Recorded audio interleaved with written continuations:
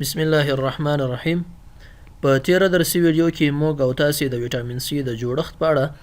پوره بحث وکړلو. په دې درسي ویډیو کې به موږ او تاسې د ویټامین سي د دندې او فعالیت په اړه او همدارنګه د هغې د کمښت په اړه او هغه ستونزې، اعراض او علایم، نښې او نښانې چې د ویټامین سي د کمښت څخه رامنځته کیږي په دې درسي ویډیو کې ورباندې غږیږو. که چیرې موږ عمومي د ویټامین سي دنده په نظر کې ونیسو، هغه مختلفې دندې په داخل د وضعیت کې مخته وړي. یوه عمده دنده یې دا ده چې د مختلفو انزایمونو د فعالیت لپاره په ځانګړي ډول دغه دوه ډلې انزایمونه، یو هغه ډله انزایمونه چې هغوی کاپر لري په خپل جوړښت کې، او همدارنګه یو هغه ډله انزایمونه چې هغوی وسپنه په خپل جوړښت کې لري. د دغو ډلو انزایمونو د فعالیت لپاره ویټامین سي اړین دی چې موجود وي. همدارنګه د ویټامین سي یوه بله دنده دا ده چې په داخل د وضعیت کې د ریډیوسینګ ایجنټ په شکل باندې دنده مخته وړي، یعنې د ارجاع کوونکي مالیکول په شکل باندې یا د ارجاع کوونکي مرکب په شکل باندې دنده مخته وړي چې مختلف مرکبات هغه ارجاع کوي. همدارنګه یوه بله عمده دنده په داخل د وضعیت کې دا ده چې مختلف راډیکالونه د اکسیجن چې موږ ورته ریاکټیو اکسیجن سپیشیس وایو یا ROS، دغه راډیکالونه د اکسیجن کولی شي مختلف ستونزې په داخل د وضعیت کې رامنځته کړي، او د دغو ستونزو د مخنیوي لپاره او یا دغه راډیکالونو د منځه وړلو او د خنثی کولو لپاره ویټامین سي ضرور دی، ترڅو ویټامین سي ځانګړنه یې ارجاع کوونکې ده هغه ریاکټیو اکسیجن سپیشیس یا هغه فعال راډیکالونه د اکسیجن هغه ارجاع کړي او هغه له منځه یوسي. همدارنګه یوه بله مهمه دنده چې په انویټرو شکل باندې بیرون د وضعیت څخه ده، کولی شي د نورو مختلفو انزایمونو فعالیت هم ډیر کړي. موږ یې په دغه سلایډ کې یو عمده مثال د هغه انزایمونو په اړه باندې وایو چې هغه د کاپر لرونکي دي. مثلا یو له هغو انزایمونو څخه چې هغه کاپر لري، هغه د ډوپامین بیټا هایدروکسیلیز انزایم دی. که چیرې موږ عمومي نظر واچو، ډوپامین یا نار اپینفرین او نار ادرینالین یا نار اپینفرین دا دواړه اړین نیورو ترانسمیټرونه دي په داخل د وضعیت کې چې د نیورونونو څخه افرازیږي او مختلفې فیزیولوژیکي دندې مخته وړي. ولې همدغه ډوپامین یا ادرینالین یا نار ادرینالین دا د ټایروزین امینو اسید څخه په داخل د وضعیت کې جوړیږي. په مختلفو مرحلو کې له ټایروزین امینو اسید څخه بالاخره نار ادرینالین یا ادرینالین جوړیږي، او دا یو له مهمو نیورو ترانسمیټرونو له ډلې څخه دی چې په داخل د وضعیت کې مختلفې دندې مخته وړي. کله چې په مختلفو مرحلو کې د ټایروزین امینو اسید څخه نار ادرینالین یا ډوپامین جوړیږي، یوه مرحله دا ده ترڅو کله چې ډوپامین سنتیز شي، هغه نورې مرحلې زموږ لپاره مهمې نه دي. کله چې د ډوپامین سنتیز شي له ټایروزین څخه، په وروستۍ مرحله کې باید همدغه ډوپامین یو د هایدروکسیل ګروپ په هغې باندې باید نصب شي ترڅو ډوپامین تبدیل شي نار ادرینالین ته یا نار اپینفرین ته، او نار اپینفرین یو نیورو ترانسمیټر دی. دغه مرحله چې له ډوپامین څخه بالاخره نار اپینفرین سنتیز کیږي، د ډوپامین بیټا هایدروکسیلیز انزایم په واسطه باندې ډوپامین هایدروکسیلیز، یعنی هغه انزایم چې د ډوپامین په مالیکول باندې د هایدروکسیل ګروپ نصبوي. او کله چې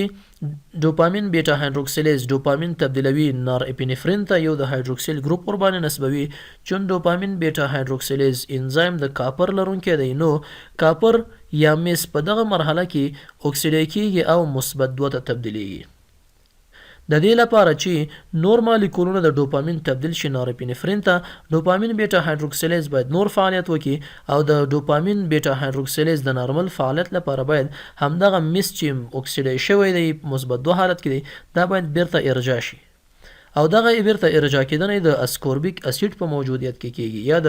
ویټامین سی په واسطه باندې کیږي، چې ویټامین سی دلته اکسیډای کیږي، ډي هایدرو اسکوربیک اسید ته تبدیلیږي، کاپر ارجاع کیږي. کله چې کاپر ارجاع شي، بیا کولی شي چې ډوپامین په دغه شکل باندې خپله دنده مخته ویسي.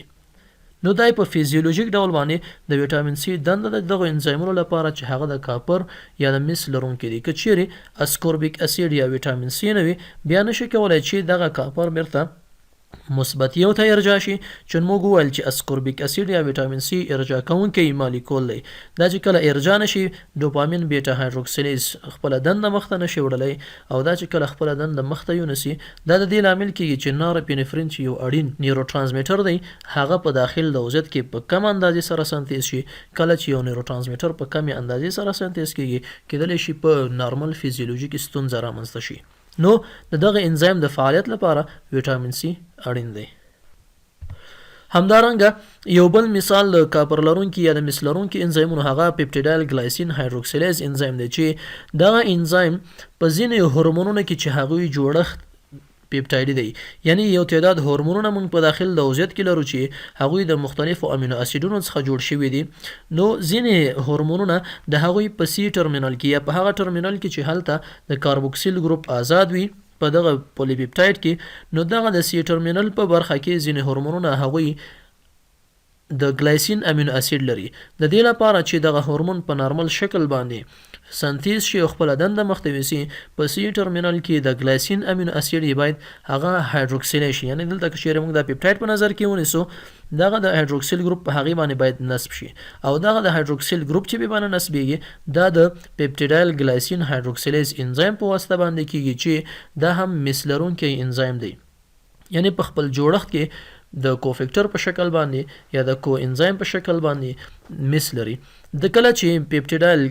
ګلایسین هایدروکسیلیز انزایم په دغه ګلایسین باندې د هایدروکسیل ګروپ نصبوي دلته هم ویټامین سی اړین دی ځکه اړین دی لکه په تیر سلایډ کې چې مول وصل هلته هم د هایدروکسیلیشن په نتیجه کې دغه کاپر چې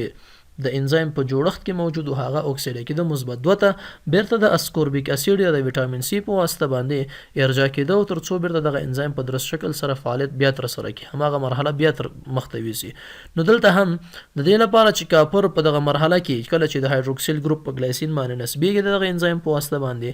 دغه کاپر چې په د انزایم په جوړښت کې موجود دی هغه اکسیډ کېږي مثبت دوه ته بیرته باید د مثبت یو ته ارجاع شي چې همدغه ارجاع کېدنه د ویټامین سی په واسطه باندې صورت نسی که چیرې ویټامین سی نه وي یا اسکوربیک اسید نه وي دغه مرحله صورت نه نیسي د هایدروکسیلیشن صورت نه نیسي او بل اخره هورمونونه په درست شکل سره نه سنتیز کیږي کولای شي مختلف ستونزې رامنځته کړي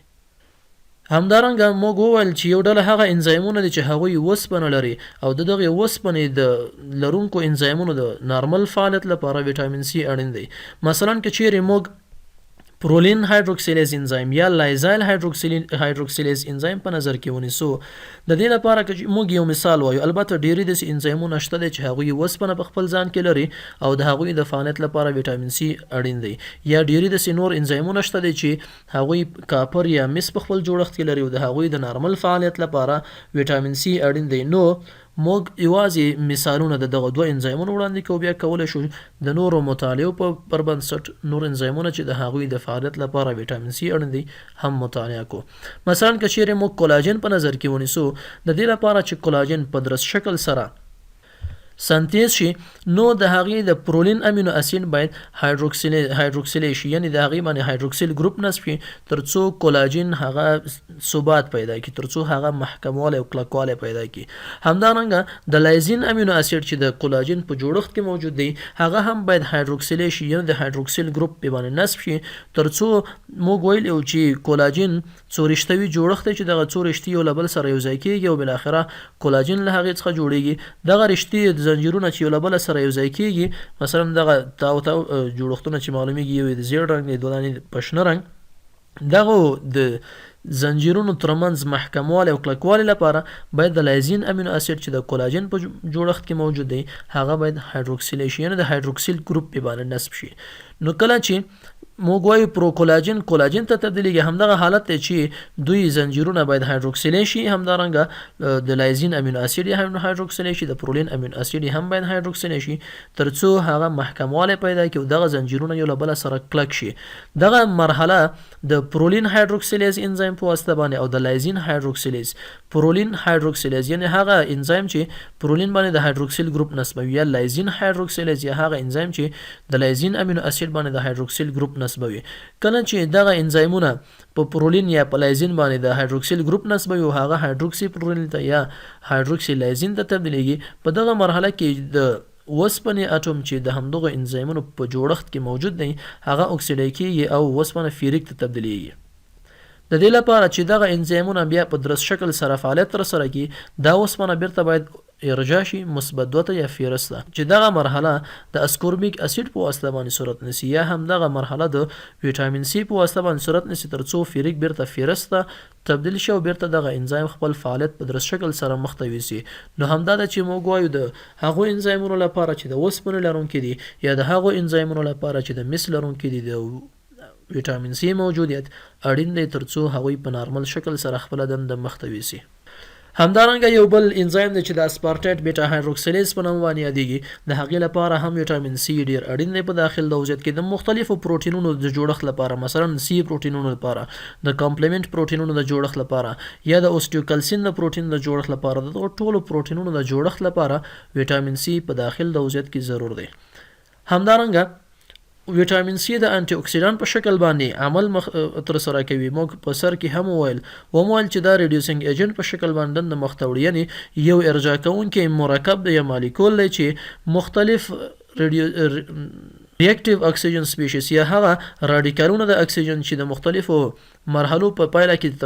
جوړ شوي په داخل د وجود کې هغه مضر دي کولای شي سرطانونه رامنځته کړي کېدلی شي د اسیدونو یا د فټي اسیدونو د اکسیډیشن سبب شي او بل اخره هغوی کولای شي اثیروسکلروزس رامنځته کړي. دغه ټولو د مخنیوي لپاره ویټامین سی دنده مخ ته وړي ترڅو هغه ریاکټیو اکسیجن چې پیدا شوی دی یا تولید شوی دی یا هغه راډیکال اکسیجن چې تولید شوی دی هغه ارجاع کړي او هغه له منځه یوسي. همدارنګه د اوسپنې د جذب لپاره هم ویټامین سی اړین دی ځکه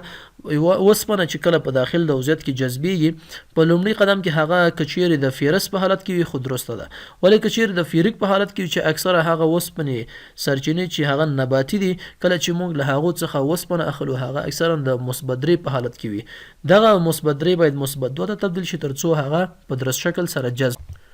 او دغه تبدیلیدنه د مثبت 3 اوسپنې مثبت 2 ته ترڅو ښه جذب شي د هغې لپاره هم ویټامین سی اړین دی ترڅو هغه اکسیډای کړي. په نارمل شکل سره که چیرې 100 ملي ګرام فی ډیسي لیټر ویټامین سی وي هغه په نارمل شکل سره جذبیږي او په داخل د وجود کې وضعیت کولی شي هغه په درست شکل سره د هغې میټابولیزم ترسره کړي. ولی که چیرې په داخل د وجود کې له 100 ملي ګرام فی ډیسي لیټر یعنی په 100 ملي لیټرو کې له 100 ملي ګرام څخه ویټامین سی په داخل د وجود کې لوړیږي بیا هغه سیستم چې ویټامین سی میټابولیزم باندې رسوي هغه نور فعالیت نشي کولی اضافي ویټامین سی هغه له وجود څخه په ادرارو کې اطراح کیږي. همدارنګه داسې کوم شواهد موږ نه لرو چې ووایو چې د هغو ناروغیو د مخنیوي لپاره ویټامین سی اړین دی مثلا زکام یا نور مختلفې ناروغۍ چې یوه شایعه ده یا یوه مشهوره خبر ده چې وای د مختلفو ویروسي ناروغیو لپاره موږ له ویټامین سی څخه اړ داسې کوم شواهد موږ نه لرو چې وای چې دغه ناروغیو مخنیوي کولی شي مثلا وای د زکام مخنیوي کوي یا موږ وای د نورو امراضو مخنیوي وکړي نه ولی کولی شي د دغو امراضو او ناروغیو نښو نښانو کې د هغوی په کمبود کې یا د هغوی په کمښت کې ویټامین سی رول ورلري دا امکان لري او شواهد شته دی ولی داسې کوم شواهد موږ نه لرو چې ووایو چې د هغوی مخنیوي هم کوي. که چیرې ویټامین سی کمښت په داخل د وجود کې رامنځته کیږي مختلفې ستونزې د هغې څخه رامنځته کیږي هماغه دندې چې مو مخکې وویلې دغه دندې په درست شکل سره صورت نه نیسي بالاخره د همدغو دندو د نشت فعالیت له امله ستونزې رامنځته کیږي. یوه عمده ناروغي چې د ویټامین سی د کمښت څخه رامنځته کیږي هغه د سکروی ناروغي په نامه باندې یادیږي. په دغه ناروغۍ کې د ناروغ وری پړسیږي هغه وینه کوي غاښونه یې سستي یعنی کېدلی شي غاښونه په اسانۍ سره ووځي همدارنګه د وری هغه سفنجي حالت ځان ته نیسي وینه د هغې څخه ځي مختلفې ستونزې په دغه ناروغۍ کې رامنځته کېږي او د هغې لامل د ویټامین سی کمښت دی چې کله ویټامین سی کم وي کولاجن په درست شکل سره نه سنتیز کېږي دغه مختلفې ستونزې رامنځته کېږي. همدارنګه په کنیکټیو ټیشوز کې هم مختلف یا په ارتباطي انساجو کې مختلفې ستونزې رامنځته کېږي. همدارنګه د هډوکو نازکوالی رامنځته کېږي او د هغې لامل دا دی چې کولاجن په درست شکل سره نه سنتیز کېږي. کولی شي مختلفې فیزیولوژیکي ستونزې رامنځته شي یا فیزیولوژیکي تغییرات رامنځته شي او د هغې لامل همدا دی چې موږ وویل د مختلفو نیورو ترانسمیټرونو په ځانګړي ډول د ډوپامین او همدارنګه د نارپینفرین د دوی د سنتیز لپاره ویټامین سی اړین دی. کله چې ویټامین سی کم وي دغه نیورو ترانسمیټرونه په درست شکل سره نه سنتیز کېږي کله چې هغه په درست شکل سره نیورو ترانسمیټر سنتیز نشي نیورون په درست شکل سره فعالیت نشي ترسره کولی، کولی شي مختلفې ستونزې رامنځته کړي. همدارنګه په ځینو وګړو کې په ځانګړي ډول په ماشومانو کې کمخوني یا د وینې کمښت رامنځته کړي. یو لامل یې دا دی چې کله ویټامین سي کم وي په هغه اوسپنه چې باید د مثبت 3 څخه مثبت 2 ته تبدیل شي تر څو په درست شکل سره د هغې جذب صورت ونیسي، نو دغه مثبت 3 نه مثبت 2 ته نه تبدیلیږي، د اوسپنې جذب کمیږي او دا کولی شي کمخوني رامنځته کړي. همدارنګه په دغو ناروغانو کې پړسېدلې وری رامنځته کېږي، همدارنګه غاښونه یې سستېږي، په داخل انساجو کې خونریزي رامنځته کېږي یا د وینې تلل په مفاصلو کې لیدل کېږي. همدارنګه کېدلی شي په نورو مختلفو برخو کې هم په ځانګړي ډول په وړو رګونو کې هلته کېدلی شي خونریزي صورت ونیسي، چون په درست شکل سره کنیکټیو ټیشوز یا هغه ارتباطي انساج نه جوړېږي یا هغه نه ترکیبېږي، کولاجن په درست شکل سره نه سنتیز کېږي. دا کولی شي چې مختلفې مفاصلي دردونه رامنځته کړي، د هغې خونریزي رامنځته شي او نورې ستونزې په ناروغانو کې ولیدل شي. همدا لامل دی چې په ځینې ناروغانو کې چې هغوی د کولاجن ضعف لري ویټامین سی ورته توصیه کېږي، یا هم په ځینې هغو ناروغانو کې چې د هغوی د وینې کمښت لامل د اوسپنې کمښت وي، هغوی ته یو ځای د اوسپنې سره ویټامین سی هم توصیه کېږي. کېدلی شي نورې ناروغۍ اعراض او علائم هم په داخل لوزت کې ولیدل شي. دا هغه عمده نښې نښانې دي او ناروغۍ دي چې د ویټامین سی د کمښت څخه په داخل لوزت کې رامنځته کېږي. له پاملرنې مو مننه.